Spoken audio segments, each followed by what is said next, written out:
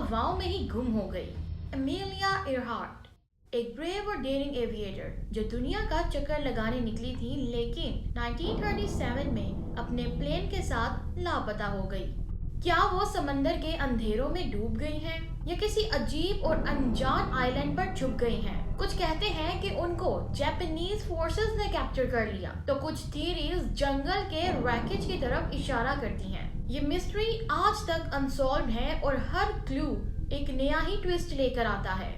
आइए इस मिस्टीरियस और थ्रिलिंग कहानी का सफर शुरू करते हैं, जहां सच और राज के दरमियान फर्क तलाश करना मुश्किल हो जाता है, क्योंकि ये सिर्फ एक कहानी नहीं बल्कि एक लेजेंड है। But before getting into it, please do like, share and subscribe my channel, and yes, do not forget to hit the bell icon.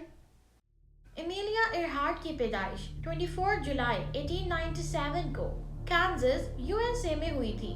बचपन से ही वो काफी क्यूरियस और एडवेंचरस थी। उनकी माँ भी काफी स्ट्रॉन्ग और इंडिपेंडेंट थी। उन्होंने एमिलिया को हमेशा अपने ड्रीम्स को पूरा करने का हौसला दिया। एमिलिया का बचपन थोड़ा मुश्किल था क्योंकि उनकी माँ को फाइनेंशियल प्रॉब्लम्स का सामना था, लेकिन एमिलिया ने कभी भी अपने ख्वाबों को नहीं छोड़ा। जब एमिलिया छोटी थी तो उन्हें एयरक्राफ्ट को देखना बहुत पसंद था। उन्होंने अपनी पहली फ्लाइट 1920 में ली थी और ये एक्सपीरियंस उनके लिए लाइफ चेंजिंग था। 1923 में उन्होंने अपना पायलट लाइसेंस हासिल किया और फिर अपनी जिंदगी को हवाओं में गुजारना शुरू किया। एमिलिया ने 1928 में अपने करियर की शुरुआत की और वो पहली औरत बनी जिसने अटलांटिक ओशन को क्रॉस किया था, लेकिन उस वक्त उनके पास कंट्रोल नहीं था। लेकिन फिर 1932 में खुद से अटलांटिक को क्रॉस करने वाली पहली औरत बन गई। 1935 में एमिलिया ने पैसिफिक ओशन को भी क्रॉस किया, जो उनके लिए एक और बड़ी अचीवमेंट थी। उनकी पॉपुलैरिटी दिन ब दिन ज्यादा हो रही थी और वो अपने काम की वजह से दुनिया भर में मशहूर हो गई थी। एमिलिया की शादी 1931 में जॉर्ज पुटनम से हुई, जो एक सक्सेसफुल पब्लिशर थे। जॉर्ज को एमिलिया की इंडिपेंडेंस और फ्लाइंग का शौक बहुत पसंद था। उनका रिश्ता एक स्ट्रॉन्ग पार्टनरशिप बन गया, जिसमें एमिलिया को अपने ख्वाब पूरे करने का पूरा सपोर्ट मिला था। एमिलिया की कहानी सिर्फ एक पायलट की नहीं थी, बल्कि एक ऐसी औरत की कहानी थी जो अपने ख्वाबों का पीछा कर रही थी, चाहे दुनिया कुछ भी कहे। उन्होंने अपने टाइम की काफी बाउंड्रीज को तोड़ दिया और दुनिया को दिखाया कि औरतें वो सब कुछ भी कर सकती हैं जो एक आदमी करता है। एमिलिया इयरहार्ट ने 1936 में दुनिया के गिर्द फ्लाई करने का प्लान बनाया, जिससे वो ये सफर कंप्लीट करने वाली पहली औरत बन सकती थी। ये सफर 29,000 माइल्स का था और इक्वेटोरियल रूट पर था, जो इसको और भी लंबा और मुश्किल बनाता है। इस सफर का एम सिर्फ रिकॉर्ड तोड़ना नहीं था, बल्कि पब्लिसिटी के जरिए एक बुक लॉन्च करना भी था। फॉर्जू यूनिवर्सिटी ने एमिलिया के लिए एमिलिया इयरहार्ट फंड सेटअप किया और लॉकहीड इलेक्ट्रा 10E एयरप्लेन खरीदने के लिए $50,000 दिए। ये फ्लाइंग लेबोरेटरी का टाइटल हासिल करने वाला प्लेन स्पेशली डिजाइन किया गया था और उसमें एक्स्ट्रा फ्यूल टैंक्स लगाए गए थे। ये प्लेन लॉकहीड एयरक्राफ्ट कंपनी ने कैलिफोर्निया में बनाया था। एमिलिया ने पहले हैरी मैनिंग को अपना नेविगेटर चूज किया, जो एक एक्सपीरियंस्ड रेडियो ऑपरेटर और पायलट थे। लेकिन एक फ्लाइट के दौरान मैनिंग ने नेविगेशन में थोड़ा एरर किया, जो पुटनम एमिलिया के हस्बैंड को अप्रोप्रिएट नहीं लगा। एक और फ्लाइट में मैनिंग की पोजीशन 20 माइल्स ऑफ थी, जो एक्सेप्टेबल एरर रेंज में था, लेकिन पुटनम और मैन्स एक और बेटर नेविगेटर चाहते थे। इस वजह से फ्रेड न्यूटन को सेकंड नेविगेटर के तौर पर सिलेक्ट किया गया।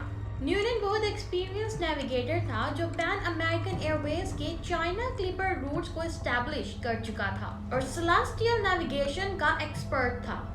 अब प्लान ये था कि नोनैन हवाई से हॉलैंड आइलैंड तक नेविगेट करेगा, क्योंकि ये फ्लाइट का सबसे मुश्किल हिस्सा था। उसके बाद मैनिंग ऑस्ट्रेलिया तक नेविगेशन संभालेगा और ऑस्ट्रेलिया के बाद एमिलिया अपना सफर खुद कंप्लीट करेंगी।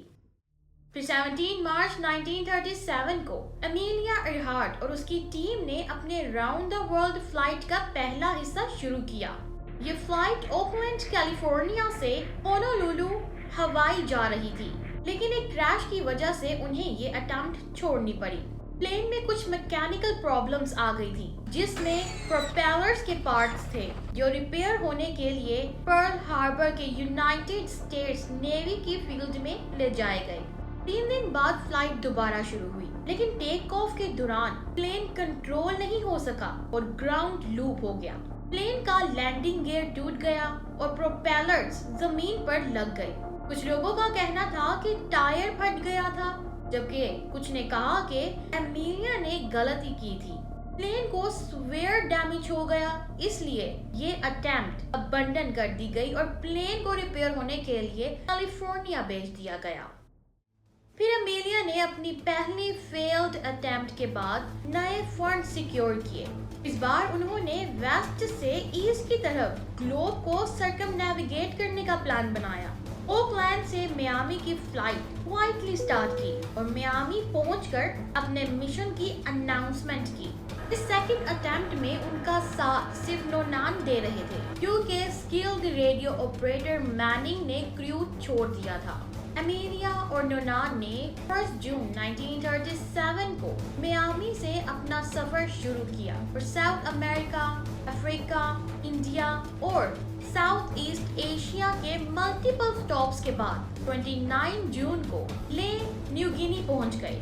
اس وقت تک وہ اپنے 22,000 مائلز کا سفر پورا کر چکے تھے۔ اب بس 7,000 مائلز کا پیسیفک اوشن کا ڈینجرس اور سب سے چیلنجنگ سفر باقی تھا۔ 2 جولائی 1937 کو ایمیلیا ارہارٹ اور ان کے نیویگیٹر فریڈ نونان نے لے سے اپنے پلین الیکٹرا کے ساتھ ٹیک آف کیا۔ ان کی ڈیسٹینیشن ہالینڈ آئیلینڈ تھی، جو ایک چھوٹی سی فلیٹ زمین تھی، اور وہاں تک کا سفر تقریباً 20 گھنٹے کا تھا۔ پلین میں 1100 گیلنز فیول تھا جو سفر کے لیے ضروری تھا۔ اس سفر کے لیے یو ایس کوسٹ گارڈ نے USCGC اٹاسکا شپ کو ہالینڈ آئیلینڈ کے پاس بھیجا تاکہ وہ کمیونیکیشن اور نیویگیشن سپورٹ پرووائڈ کرے۔ اٹاسکا کا کام تھا ریڈیو کے ذریعے سگنلز بھیجنا اور ایک ڈارک سموک کالم بنا کر ہیلپ کرنا تاکہ پلین کو آئیلینڈ لوکیٹ کرنے میں مدد مل سکے۔ سفر کے دوران 3 بجے ایمیلیا نے اپنے الٹیٹیوڈ 10,000 فٹ کی رپورٹ کی تھی اور بعد میں کلاؤڈز کی وجہ سے 7,000 فٹ تک ریڈیوس کر دی۔ 5 بجے کے آس پاس انہوں نے اپنی سپیڈ 150 ناٹس رپورٹ کی۔ جب وہ ہالینڈ آئیلینڈ کے قریب پہنچ رہے تھے، شپ سے ریڈیو سگنلز بھی کلیئر آ رہے تھے، لیکن ایمیلیا اٹاسکا کی وائس ٹرانسمیشنز سن نہیں پا رہی تھی۔ رات کے وقت جب پلین کا ڈسٹینس ہالینڈ سے کم ہوتا گیا، ایمیلیا کے سگنلز ویک ہونے لگ گئے۔ 6:14 AM پر انہوں نے میسج بھیجا کہ وہ ہالینڈ کے 200 مائلز کے اندر ہیں۔ انہوں نے اٹاسکا سے ریکویسٹ کی کہ وہ ڈائریکشن فائنڈنگ سگنل سینڈ کرے۔ ریڈیو آپریٹرز نے ریئلائز کیا کہ ان کا RDF سسٹم پراپرلی ٹیون نہیں ہو رہا تھا۔ 7:30 AM پر اٹاسکا کے ریڈیو لاگ کے مطابق پلین کے فیول کا صرف آدھا گھنٹہ رہ گیا تھا۔ ایمیلیا نے کہا کہ وہ اٹاسکا کے آس پاس ہیں، لیکن انہیں شپ دکھائی نہیں دے رہی تھی۔ 7:38 AM پر ان کا آخری ٹرانسمیشن آیا کہ وہ ایک line of position 157 to 337 degrees پر نارتھ ٹو ساؤتھ جا رہی ہیں۔ اس کے بعد ان کا کوئی کانٹیکٹ نہیں ہوا۔ ایمیلیا ارہارٹ کے پلین کے غائب ہونے کے بعد 1 گھنٹے کے اندر اٹاسکا شپ نے ہالینڈ آئیلینڈ کے آس پاس سرچ شروع کی، لیکن یہ سرچ انسکسیسفل تھی۔ US نیوی نے بھی سرچ میں مدد کی اور 3 دن تک ہالینڈ آئیلینڈ کے آس پاس ریسورسز بھیجے۔ آفیشیل ریسرچ 19 جولائی 1937 تک چلی، جو اس وقت کی سب سے مہنگی اور انٹینس سرچ تھی، جس کی کاسٹنگ $4 ملین تھی۔ لیکن اس سرچ کے باوجود ارہارٹ، نونن اور ان کے پلین کا کوئی ایویڈنس نہیں ملا۔ 3 जुलाई और 6 जुलाई 1937 को ऑकलैंड के एक रेडियो ऑपरेटर ने एमरजेंसी सिग्नल सुनने का कहा, जो लगता था कि एयरहार्ट की तरफ से आ रहे थे। लेकिन बाद में ये पता चला कि कई ट्रांसमिशंस फेक थी। यूएसएस कोलोराडो के कैप्टन ने कहा कि कई स्टेशंस एयरहार्ट के प्लेन को कॉल कर रहे थे, जो कंफ्यूजन का सबब बना। जब ऑफिशियल सर्च खत्म हुई तो अमीलिया एयरहार्ट के हस्बैंड ने खुद अपने फंड्स यूज करके एक प्राइवेट सर्च स्टार्ट कराई। लोकल अथॉरिटीज को हायर किया गया और पैसिफिक आइलैंड्स और पानी के आसपास ढूंढने का काम शुरू हुआ। जुलाई 1937 पुटनम ने 2 छोटी बोट्स चार्टर की और खुद यूएस में रहते हुए सर्च को डायरेक्ट किया।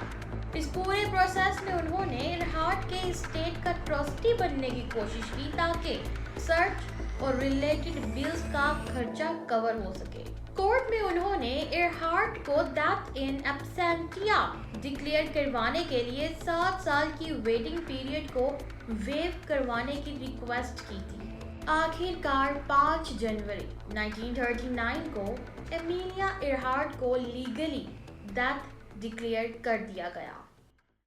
कई मिसअंडरस्टैंडिंग्स और मैकेनिकल फेलियर्स इस डिसअपीयरेंस की वजह बनी। एक प्रॉब्लम ये भी थी कि कम्युनिकेशन का टाइम सिस्टम हाफ आवर का डिस्टेंस रखता था। एमिलिया ग्रीनिच टाइम यूज कर रही थी, जबकि एटिस्का का सिस्टम अलग था।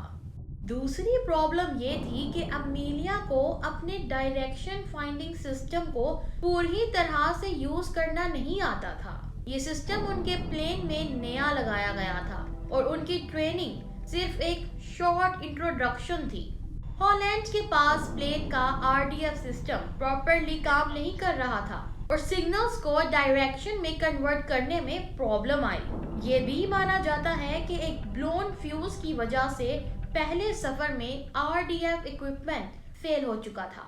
यूएस गवर्नमेंट ने भी प्लेन के गायब होने की इन्वेस्टिगेशन की और कहा कि प्लेन का फ्यूल खत्म हो गया था और वो समंदर के अंदर गिर गया।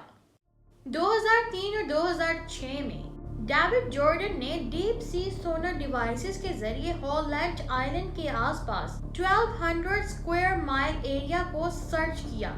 इस सर्च की कॉस्ट $4.5 मिलियन थी, लेकिन कोई भी रैकेज नहीं मिला। 2024 में डीप सी विजन नाम की कंपनी ने सोनर के जरिए ओशन के फ्लोर पर कुछ ऑब्जेक्ट्स डिस्कवर किए जो एमिलिया के प्लेन के रिमेन्स हो सकते थे, लेकिन जब उनकी इन्वेस्टिगेशन की गई तो वो बस एक रॉक फॉर्मेशन निकले।